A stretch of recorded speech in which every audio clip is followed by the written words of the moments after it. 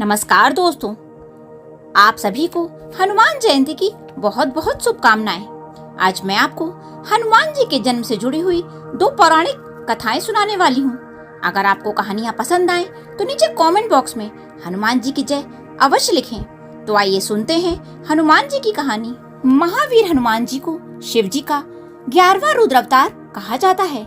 हनुमान जी ने वानर जाति में जन्म लिया और उनकी माता का नाम अंजनी और पिता का नाम केसरी है। इस कारण से उन्हें अंजनी पुत्र और केसरी नंदन भी कहा जाता है। त्रेता युग में अयोध्या नगरी में राजा दशरथ राज्य करते थे। उनके कोई भी संतान नहीं थी।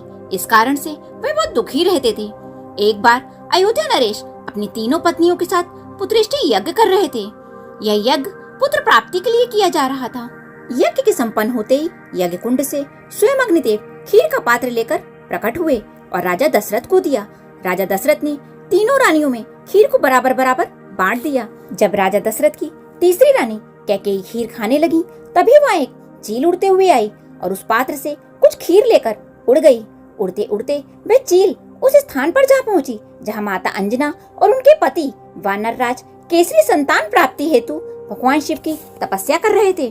चील के मुख से वह खीर माता अंजना के हाथ पर जा गिरी।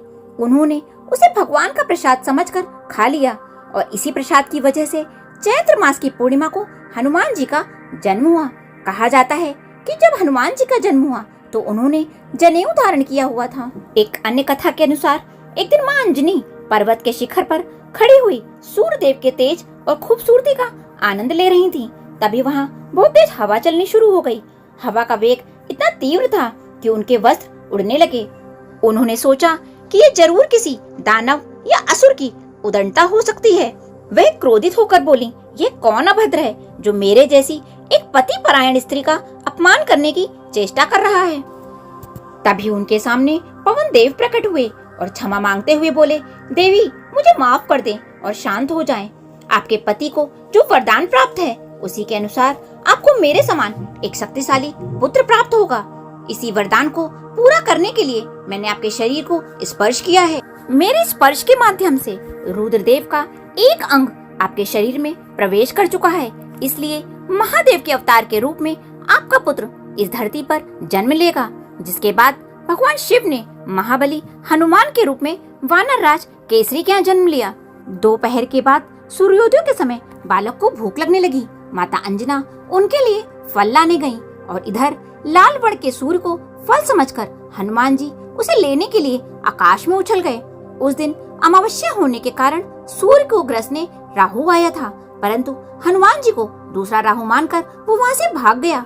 हनुमान जी कहीं सूर्य को निगल न जाएं, इसलिए इंद्रदेव प्रकट हुए और उन्होंने हनुमान जी पर वज्र का प्रहार कर दिया। इंद्रदेव के ऐसा करने से पवन देव ने हर प्राणी का वायु संचार रोक दिया। तभी ब्रह्मा जी सहित सभी देवों ने हनुमान जी को अपने अपने वरदान दिए। ब्रह्मा जी ने अमित आयु का, इंद्र ने वज्र से हत ना होने का, सूर्य ने अपने तेज से युक्त और संपूर्ण शास्त्रों के विशेषज्ञ होने का, वरुण ने पाश और जल से अभय रहने का, यम ने यमदंड से और पास से नाश ना होने का, कुबेर ने शत्रुमर्दिनी गदा से निशंक रहने का, शंकर ने अजय योद्धाओं से जय प्राप्त करने का और विश्वकर्मा ने सभी प्रकार के अस्त्र तथा शस्त्रों से कुछ भी क्षति न होने का वर दिया। इस प्रकार के वरों के प्रभाव से आगे जाकर हनुमान जी ने अमित पराक्रम से जो काम किए वे सभी हनुमान जी के भक्तों में प्रसिद्ध हैं। तो ये थी हनुमान जी की जन्म कथा। अगर आपको ये कहानी पसंद आई हो तो उसे अपने दोस्तों के साथ जरूर शेयर करें। बोलो हनुमान जी की जय, बोलो सियावर रामचंद्र जी की जय।